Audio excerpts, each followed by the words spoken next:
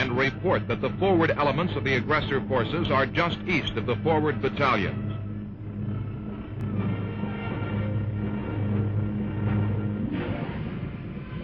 Two attack platoons scramble and are briefed en route by the scouts.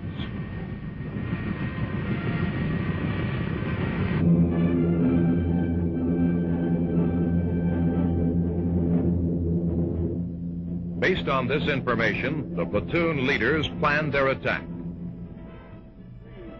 The battalion commander requests suppressive artillery fires on the enemy columns. Other ground forces also take the enemy under fire. The attack helicopters maneuver to engage the enemy.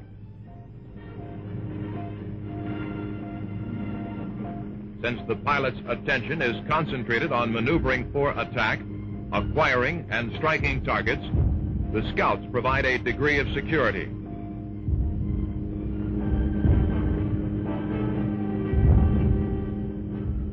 As the battle develops, the scouts observe that the attack helicopters are receiving fire. They inform the pilots, who begin evasive maneuvers and move to a different attack position.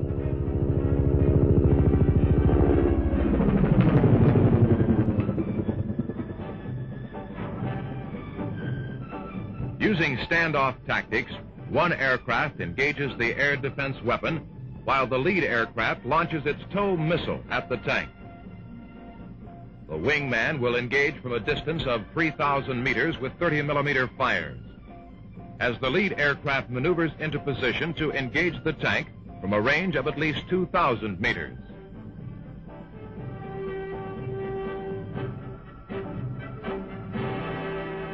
At 17:45 hours, an enemy tank column forces a breach in the brigade forward defensive positions. Although suffering heavy losses, the enemy is making rapid progress into the brigade sector. The company commander recommends that the 3rd Attack Platoon be committed at this time. The brigade commander concurs and directs all available suppressive fires on the enemy. Immediately after receipt of the order, the platoon is airborne. The platoon leader makes his initial attack with the platoon on line to ensure maximum surprise. With the commitment of the 3rd Platoon of the Air Cavalry Attack Company, the main defensive phase ends. During this phase, the attack helicopters provided the ground commander with the capability to respond quickly to the numerous small penetrations along the extended frontage. War game evaluation of this phase resulted in the destruction of 72 enemy tanks and 7 armored personnel carriers at a cost of 6 AH-56 Cheyennes. The mobility, firepower, and responsiveness of the attack helicopters was the key to the main defensive action. Operational control of helicopter teams by battalion commanders resulted in highly effective coordination between ground companies and platoons. The brigade commander was able to switch the attack helicopter teams quickly to the most critical points of the action. However, this should not be considered as an on-call weapon system. Rather, it is a system which maneuvers, acquires a target using information from all other sources, and then destroys that target.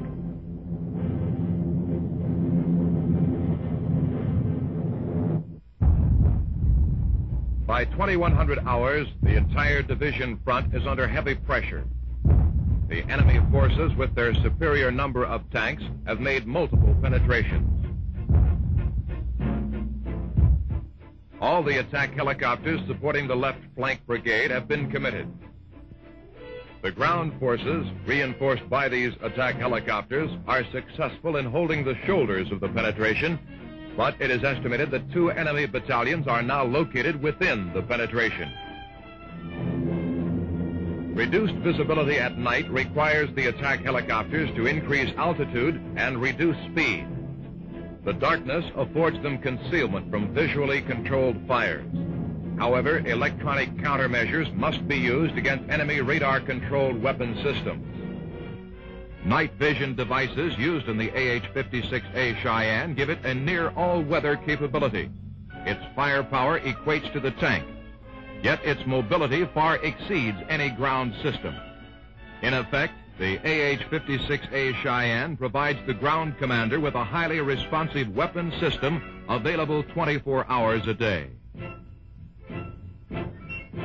The brigade commander estimates that he can contain the enemy for approximately 1 hour. He requests the release of the reserve tank battalion located in his sector, and this is approved. The division commander then commits the 3rd Air Cavalry Attack Company against the penetration.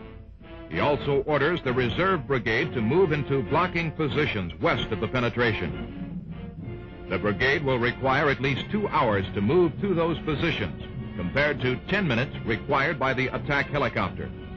Without this means of rapid response, the ground commander would not be able to blunt the penetration while his ground forces maneuver into position. Upon receipt of the division commander's order, the Air Cavalry Attack Company is scrambled. Simultaneously, the reserve brigade begins its movement. The Air Cavalry Attack Battalion commander provides the company commander with a detailed briefing on the situation. All fires of both Air Cavalry Attack Companies are brought to bear upon the enemy force.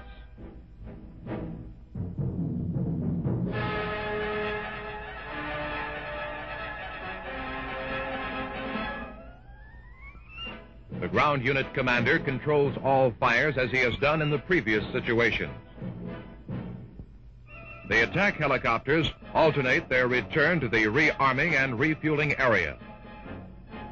This enables the maximum number of attack helicopters to be available at any given time.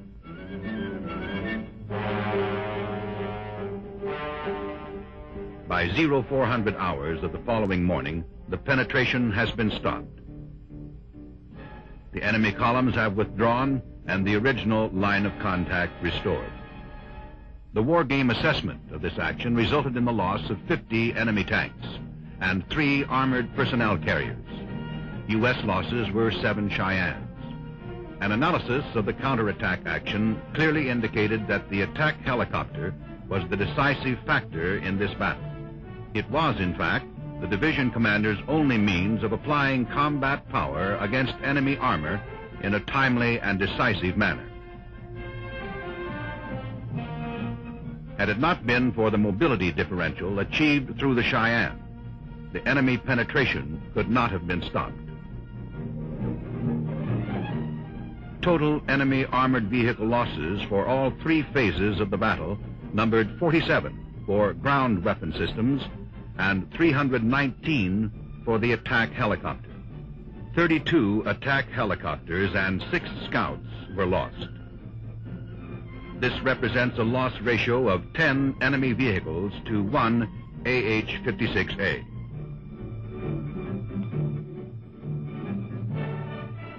In conclusion, the attack helicopter, when employed in conjunction with the main battle tank and other supporting weapon systems, provides the ground commander with a highly lethal, day and night, anti-armor capability. The attack helicopter will permit the Army to exploit new and exciting operational concepts for success on future battlefields.